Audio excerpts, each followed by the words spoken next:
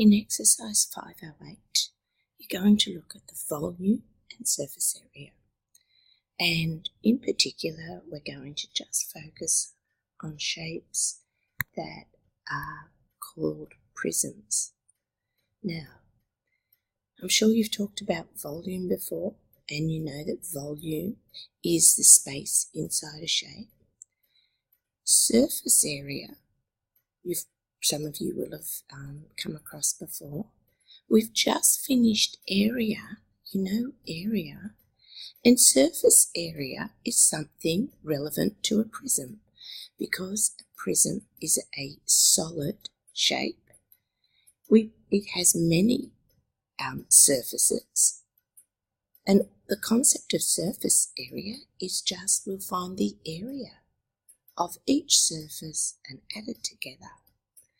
So these apply, like I said, only to prisms, and I guess really it could have started with this concept here because this is the definition of a prism. A prism has two identical parallel faces, and obviously they are these two ends. So they're exactly the same face on either end. And if we were to cut through from the front to the back, you'd always get that shape. And the other important thing to note about them are those faces are h apart. Now, the faces don't always sit like that. The faces could be the face that it is sitting on. I could draw that exact same triangular prism in this orientation. So this is what it's sitting on, and it's standing up this tall, and we can see the top of it. It's the same shape as the bottom, and that's the back edge. This is also a prism. It's also the same prism as this one here. So the two identical parallel faces is this triangle and this triangle. And from the bottom to the top, you have that exact same face.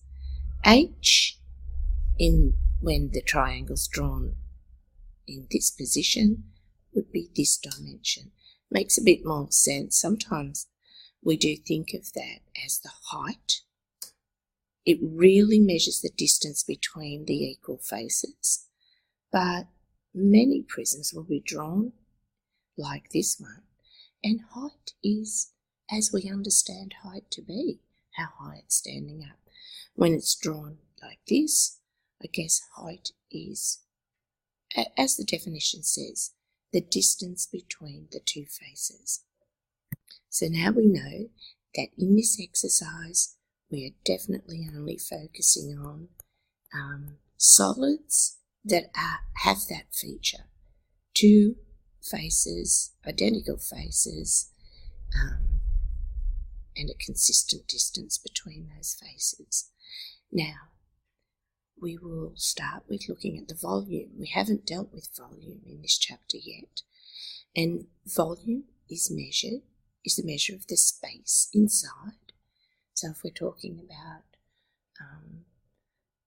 filling something with water, we're talking about making a garden bed and putting soil in it. We're filling something. We're not covering it, we're filling it. And volume is measured in cubic units. We have to be able to convert between cubic units, just like we converted between square units. And because it's cubic units, we're going to take what we know and cube everything. So, for example, we know that there is, in 1 centimetre, there are 10 millimetres. If I was converting the cubic measure, I cube everything. 1 cubed centimetres cubed, 10 cubed millimetres cubed. 1 is still 1 centimetre cubed, but 10 cubed is now 1,000 millimetres cubed. So when I convert between centimetres cubed and millimetres cubed, I must use the number 10,000. If I was going from, we know the connection, we know that in 1 metre there are 100 centimetres. If I was wanting to know the cubic conversion, then I know that 1 cubic metre is, I need to multiply, 100 times 100 times 100 is actually 1 million. So when I'm converting this 1 metre cubed into centimetres, it will equal 1 million. My conversion number that I'm multiplying or dividing by is 1 million.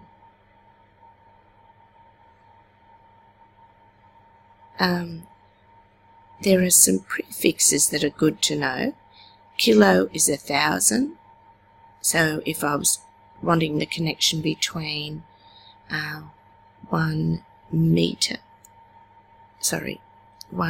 kilometre is 1,000 metres. If I was talking about a kilometre cubed, I'd need to cube 1,000. That would be 1,000 times 1,000 times 1,000.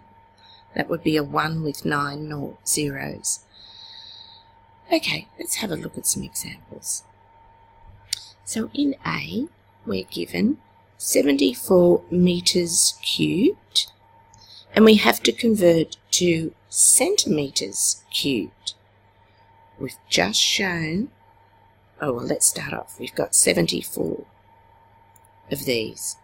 We've just shown here that 1 metre cubed requires a multiplication or a division by the number 1 million to convert to centimetres. 100 times 100 times 100. My only question is, do I multiply or do I divide by that 1 million? And we know if we're going from big down to small, and metres are bigger than centimetres, you'll have more of them, you multiply. Big down to small, you multiply. So we need to multiply this by 1 million, and I've converted it to centimetres. So I would have 74 million centimetres cubed. Have a look at this one, B. We've got 4,600 millimetres cubed. Now, we know we start with our number 4600. What do, I can look at, we've got 2 things to decide. Do we divide or multiply? And what number do we multiply or divide by? We're going from millimetres to centimetres. We're going millimetres are smaller, millimetres to centimetres. I must use this number, 1,000. So, and I'm going small to big, so I divide, and I divide by 1,000, and I'll be in centimetres cubed. Divide by 1,000, move your decimal point back 3 places, 1, 2, 3, we've got 4.6 centimetres cubed. I'm going to stop the video there. That will enable you to at least get started on the conversion questions, and I'll do the examples involving volume and the volume formula in the next video.